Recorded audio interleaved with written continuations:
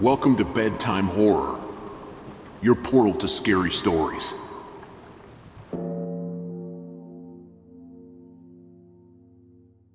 I'm a postman with a reputation for reliability. I've walked the same route for years, delivering letters, packages, and the occasional neighborly chat. But every postman has their Achilles heel, and mine goes by the name of Mr. Henderson. Mr. Henderson resides at the tail end of my route, a middle-aged man who is notorious for his cantankerous nature. He's made my daily rounds a living nightmare. Like clockwork, he'd emerge from his house, wave a tattered envelope in my face, and unleash a barrage of complaints about my service. The letters were creased, he'd say, or the packages were damaged. Baseless accusations were his specialty, and yelling, his favorite pastime. One hot afternoon, as I approached Mr. Henderson's house, I sensed something unusual. There was a tension in the air, like the calm before a storm. I squinted and noticed a group of masked individuals lurking around his property. My heart skipped a beat. What were they up to? I hesitated for a moment, my instincts screaming at me to retreat. But I knew that Mr. Henderson's mail was in my bag, and if I didn't deliver it, he'd have another reason to berate me. Bracing myself, I continued up the path to his front door. As I reached his doorstep, I noticed that the masked figures surrounded me. Their faces were hidden and their intentions were clear. One of them, taller and bullier than the rest, stepped forward. He demanded, in a menacing tone, that I hand over my mail bag. My heart raced and my hands trembled as I realized I was facing a dangerous situation. I had to think fast, or who knew what these masked individuals would do next. I knew I had to act quickly. My mind raced as I weighed my options. Surrendering my mailbag wasn't just about my deliveries, it was about keeping myself safe.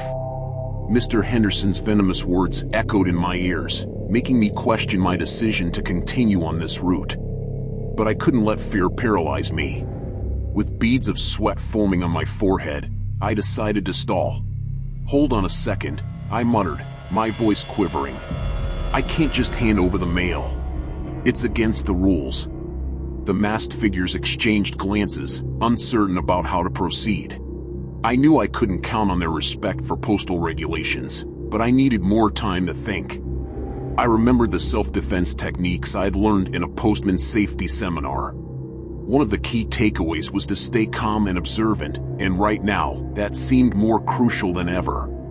As I continued to engage them in conversation, I surreptitiously reached for my phone in my pocket. I had to alert the authorities without raising suspicion. I managed to send a silent text message to my supervisor, describing the situation and our location. The masked leader, growing impatient, grabbed my mailbag and attempted to wrest it from my grasp. I resisted with all my might, knowing that I couldn't let go. My heart pounded in my chest as I realized that this could escalate into a physical confrontation. Just as I began to fear the worst, I heard sirens in the distance. The sound grew louder, drawing nearer with each passing second. Panic flashed across the faces of the masked individuals as they realized they were running out of time. In a desperate bid to escape, they released my mailbag and fled into the nearby woods. Relief washed over me as I watched them disappear into the trees. I couldn't have asked for better timing on the part of the police. Soon, officers arrived, and I recounted the terrifying encounter, providing descriptions of the suspects. The authorities conducted a thorough search of the area, but the masked individuals managed to evade capture that day. However, the incident marked a turning point in my interactions with Mr. Henderson. When the police questioned him about the incident, he seemed genuinely concerned for my well-being.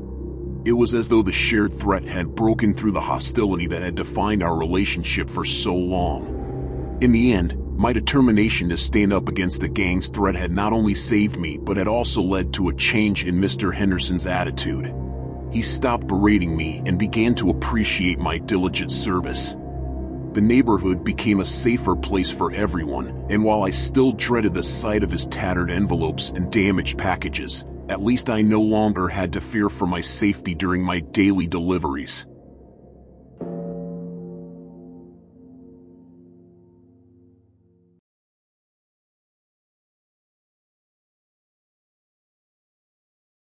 I've been a postman for years, delivering mail door to door in our small suburban neighborhood. Most folks are pleasant and greet me with a smile when they see me coming, but there's one customer on my route who's notorious for being difficult and confrontational. Mr. Thompson, as I'll call him, is an elderly man who lives alone in a quaint little house at the end of Elm Street. From the first day I started delivering mail here, he made it clear he wasn't pleased with my service. He'd often accuse me of mishandling packages and claim I lost his mail. At first, I brushed it off as a grumpy old man's complaints, but things took a frightening turn one day.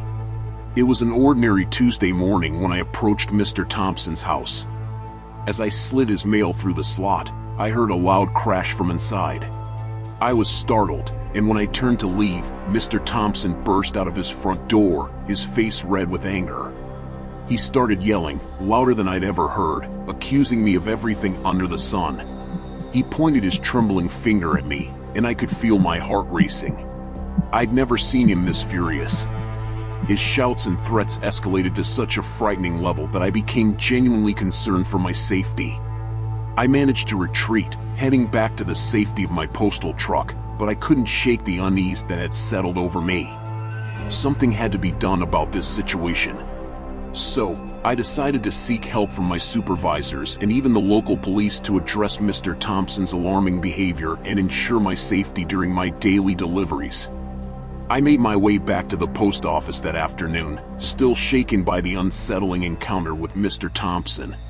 My supervisors were understanding and concerned about my well-being, assuring me they would take the matter seriously. First, they suggested assigning me a different route to avoid further confrontations. While that seemed like a temporary solution, it did provide some relief. I was grateful for the support from my colleagues, and it eased my anxiety knowing they had my back. But addressing the issue at its core was paramount. They decided to send an official letter to Mr. Thompson, reminding him of the rules and regulations regarding postal service. It was a formal document, emphasizing the seriousness of his aggressive behavior and warning of potential legal consequences if it continued. The letter was delivered by certified mail, and I could only hope that it would have the desired effect. However, I couldn't shake the nagging feeling that this situation might not be resolved so easily. It felt like Mr. Thompson's anger was deeply rooted in something more sinister. A few days later, I was back on my usual route, including Mr. Thompson's house. I approached his mailbox cautiously, and to my surprise, there was an envelope addressed to me. I retrieved it and nervously opened it, revealing a letter filled with rage and resentment. It was a personal attack, blaming me for all his troubles and vowing to make my life miserable. My heart sank as I read his menacing words. It was evident that the official letter had only fueled his anger. I felt trapped, unsure of what my next move should be. But I knew I couldn't let this continue. So, I decided to contact the local police and provide them with a copy of Mr. Thompson's threatening letter. They assured me they would keep an eye on the situation and encouraged me to report any further incidents immediately. Weeks turned into months, and the tension between me and Mr. Thompson remained palpable. I continued my deliveries with caution, always aware of the potential for confrontation. Thankfully, the presence of law enforcement officers in our neighborhood seemed to deter him from further aggressive outbursts. With time, the situation gradually improved, and I was able to complete my deliveries without incident. It was a long and arduous process, but ultimately, the involvement of the police and my supervisors helped put an end to Mr. Thompson's reign of terror. Looking back, it's a reminder of the challenges postal workers can face while simply trying to do their job. It's also a testament to the importance of seeking help and taking action when faced with difficult and potentially dangerous situations.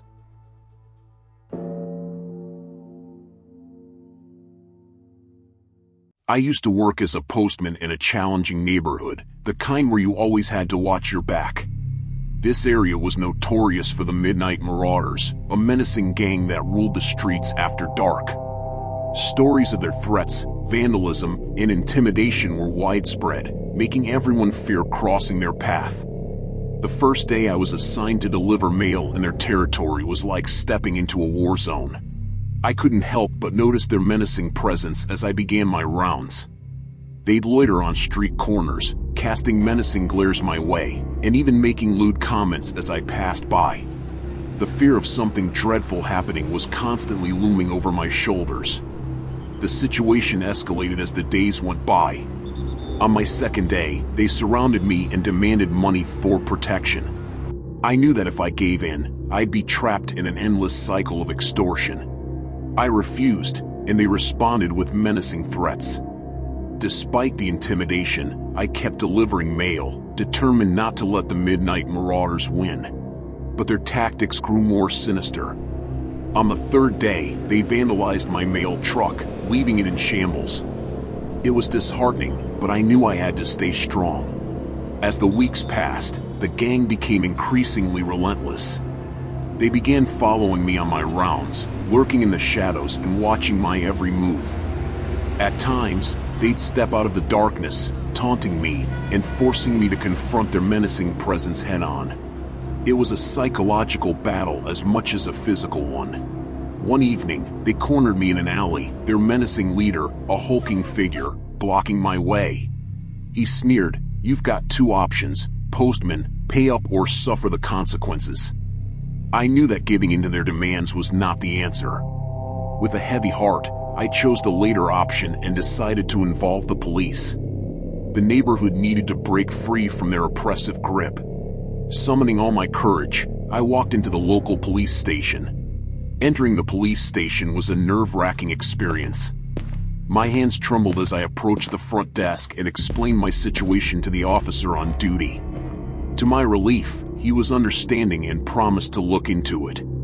The police launched an investigation into the midnight marauders, and slowly but surely, they began making progress.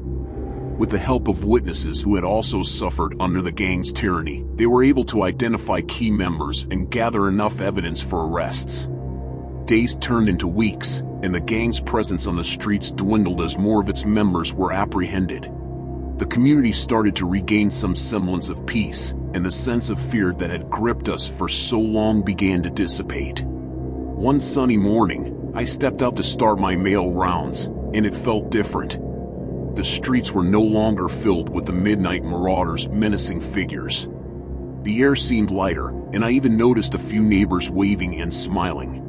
The police presence in the neighborhood had a significant impact. The gang's influence was waning, and the residents began feeling safer. The intimidation had given way to hope. One by one, the gang members were brought to justice. They faced charges ranging from extortion to vandalism, and some were even implicated in more serious crimes. The court proceedings were lengthy, but the evidence was overwhelming. Finally, the day came when the leader of the midnight marauders, the menacing figure who had once blocked my path in that dark alley, was sentenced to a lengthy prison term. It was a symbolic victory for our neighborhood, a message that we wouldn't bow down to intimidation and threats. The community celebrated the newfound safety, and I resumed my mail deliveries without fear. The residents thanked me for taking a stand against the gang, but I knew it was a collective effort. We had reclaimed our neighborhood from the grip of fear. As time passed, the memory of the midnight marauders began to fade, replaced by a renewed sense of community spirit. We looked out for each other, and our once troubled neighborhood started to thrive. The battle against the midnight marauders was a challenging one, but it had taught us that standing up to fear and intimidation could lead to positive change. We had faced a dark chapter in our lives, but together we had emerged stronger, more united, and determined to create a safer future for our community.